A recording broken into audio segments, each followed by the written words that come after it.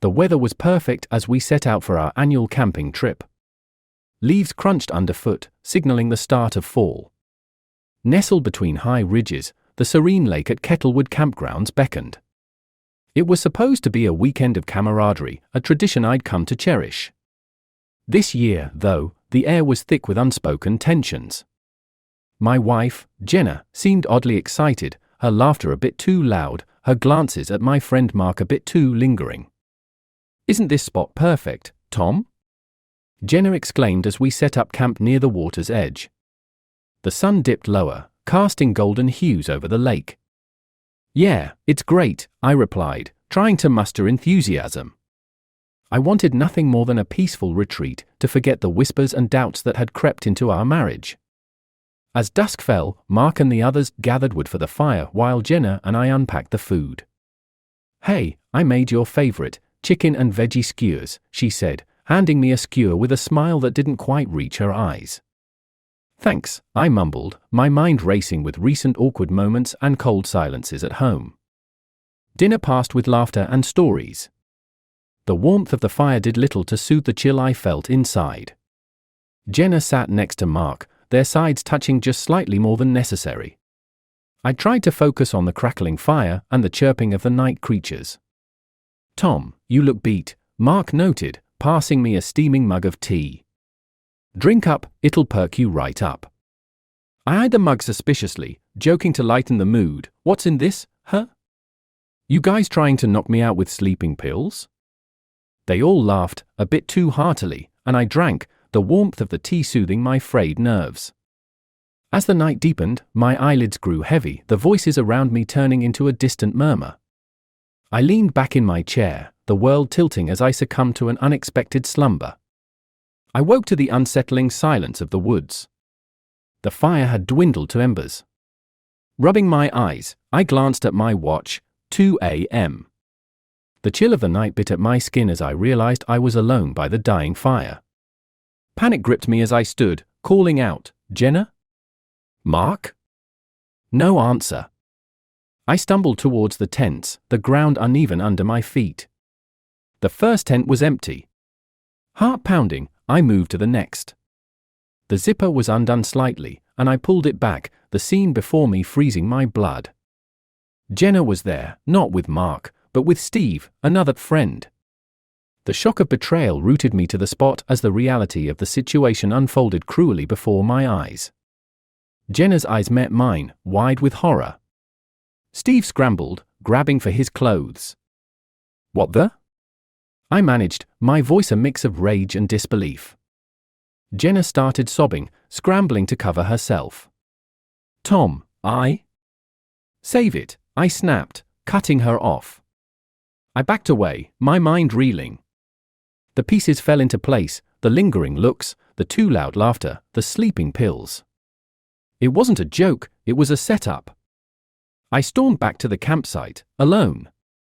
The cold of the night seeped into my bones, but it was nothing compared to the ice in my heart. As dawn broke, I knew what I had to do.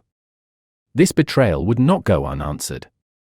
The weekend had just begun, and already, I was planning how to break the lives of those who had deceived me. This trip was no longer about camaraderie, it was about revenge. Morning light filters through the trees, casting long shadows over the campsite. The air is cool and crisp, but the atmosphere among us is colder still. I've barely slept, my mind racing with the images of betrayal and deception.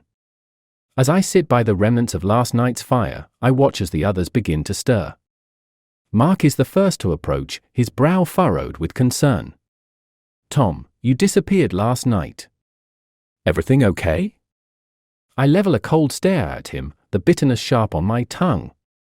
"Oh, everything's just perfect, wouldn't you say?" His confusion seems genuine, but I can't trust anyone anymore. Jenna emerges from her tent, her eyes red and puffy, Steve not far behind, looking equally disheveled and avoiding eye contact. Sarah, Mark's girlfriend, joins us, her sense of unease palpable as she senses the tension. "We need to talk," I announce, standing to face them all. My voice is steady, my resolve firm. "What's going on?" Sarah asks, glancing between us, her voice tinged with worry. I don't mince words. I caught Jenna and Steve together last night. Apparently, my tea wasn't just tea. The group reels from the revelation. Jenna starts crying again, and Steve looks like he wants the ground to swallow him up. Tom, Jenna begins, stepping towards me, but I hold up a hand to stop her. No, I heard enough from you last night, I snap. Mark shakes his head, disbelief etched across his face.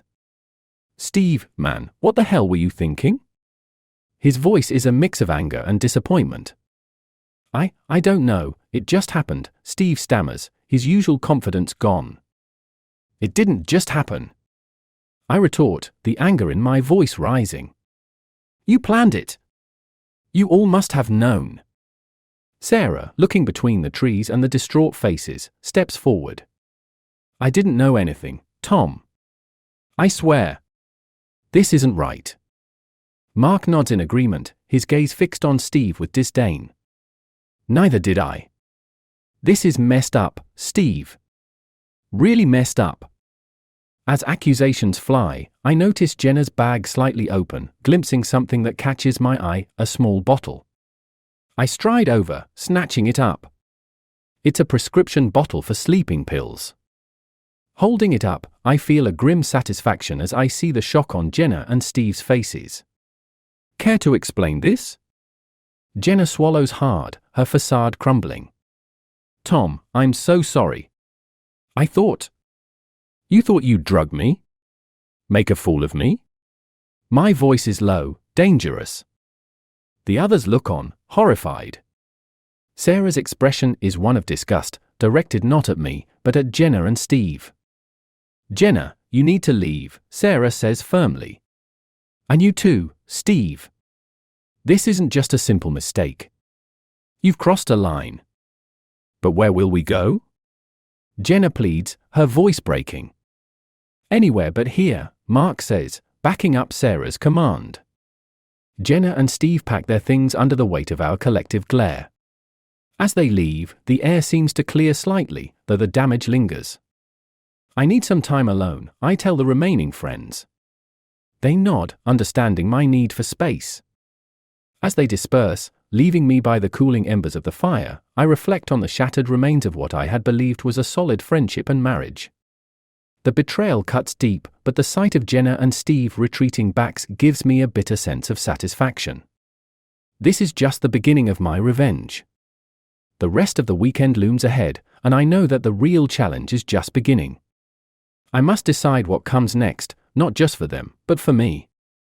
The camp is quieter now, the absence of Jenna and Steve like a gaping hole in our midst. I spend the morning walking alone, the crunch of leaves underfoot sinking with the turmoil in my heart. When I return, Sarah and Mark are waiting, their faces etched with concern and curiosity. Tom, we need to talk about what happened, Mark starts, his tone cautious. This is a mess, and we're all shaken up, but we're here for you. I nod, my resolve hardening. I appreciate that. But I can't just let this go. It's not just about the betrayal. It's about how I move forward from this.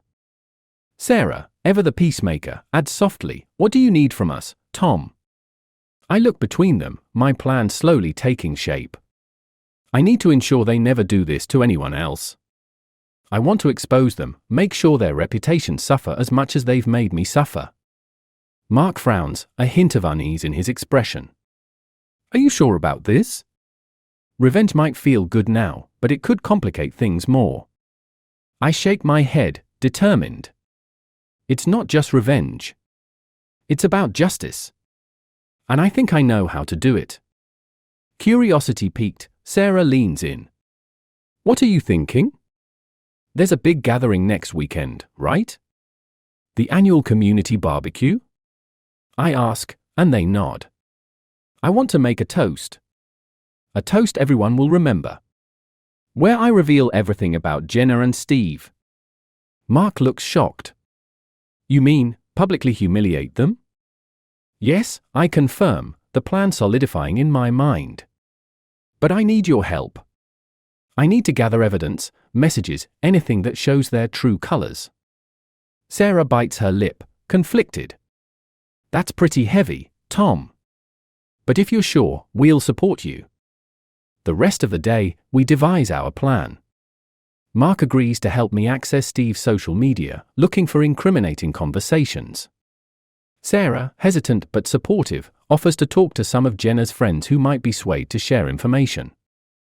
By evening, we sit by a new fire, our phones and notebooks out, gathering every piece of evidence. Mark manages to hack into Steve's Facebook, finding messages not only to Jenna but to other women, painting a picture of a serial cheater. Got something, Mark says, holding up his phone with a grim expression. Look at this. He shows me a message thread between Steve and another girl, their plans explicit and damning. I nod, my heart heavy but my mission clear. We show this, I say, pointing to the messages. At the barbecue. We let everyone see Steve for who he really is. And Jenna? Sarah asks softly. I pull out my phone, showing them a series of messages from Jenna to her sister, where she admits to the affair and mocks my obliviousness. We show these. Mark and Sarah exchange a look, the weight of our task settling in. This will change everything, Sarah whispers. Yes, I agree, looking into the fire. It will. The night grows darker, and we continue our work. Plans like these are born from pain, but I believe in their necessity. Justice, even rough and personal, must be served. As the stars peek through the tree canopy, I feel a grim satisfaction. The barbecue will be a day of reckoning, and I am ready. The day of the community barbecue dawns clear and bright, a stark contrast to the storm brewing within me. As I prepare for what's to come, my heart pounds with a mixture of dread and determination. Mark and Sarah meet me early, their faces set with the same resolve. We're all set, Mark confirms, clutching a folder filled with printed evidence. You sure you want to go through with this? I nod, my jaw set. It's now or never. The park is buzzing with activity as we arrive, the smell of grilled food filling the air, laughter and music creating a festive atmosphere. My stomach churns, not from hunger but from anticipation. Jenna and Steve are already there, mingling, laughing like they don't have a care in the world. The sight fuels my resolve. As the afternoon wears on, the time for the toast approaches. The crowd gathers, glasses in hand, expecting pleasantries. I step up to the microphone, the folder in my hands. Jenna catches my eye, a flicker of uncertainty passing over her face. Ladies and gentlemen, I begin, my voice loud and clear. I'd like to make a toast to truth and loyalty, two virtues that some of us hold dear, and others, sadly, do not. The crowd quiets, sensing the shift in tone. Jenna's face goes pale. I stand here today, I continue, holding up the folder, with more than just idle words. I have proof of betrayal, of lies so deep, they have broken marriages and friendships. I distribute the evidence, photos, and messages among the crowd. Gasps and murmurs ripple through the park as people read. Jenna stands frozen, her eyes wide with fear. Steve tries to snatch a paper but is held back by some of the attendees. Tom, please, Jenna starts, stepping forward. Let's talk about this privately. There's nothing left to discuss, I say coldly, turning away from her. The crowd's reaction is mixed, some shocked, others nodding in approval of my revelation. In the chaos, Sarah approaches, her expression conflicted. Tom, you've made your point, she says quietly. But what now? What does this bring you? I look around at the scattered faces, the hurt in Jenna's eyes, the anger in Steve's. Closure, I reply. But as I say it, I realize the hollowness of the word. As the event ends and people start to disperse, a sense of profound emptiness settles over me. Jenna approaches, tears streaming down her face. Tom, I'm so sorry. I never meant for any of this to happen like this. Save your apologies, I interrupt. We're done here. Forever. She nods, defeated, and walks away, her departure marking the end of our shared past. Steve, looking defeated, tries to catch my eye, but I turn away, not ready to face him, not sure if I ever will be. Mark and Sarah linger, their support unwavering yet unsure of what to say. "You okay?" Mark finally asks. I shake my head. "I don't know. I thought this would make things right. But it doesn't feel like justice. It feels like a loss." Sarah gives me a sad smile. Sometimes, the price of truth is a heavy one. As they leave, I sit alone, the empty park echoing the emptiness inside me. The truth had been revealed, justice served in the eyes of some, but the cost was high. Friendships were shattered, love lost, and all that remained were the fragments of a life I once knew. In the quiet aftermath, I ponder the true meaning of justice and whether revenge was ever really worth the price. The deception was laid bare, and we parted, not just because of hatred or betrayal, but because sometimes, the hardest truths are the ones we tell ourselves.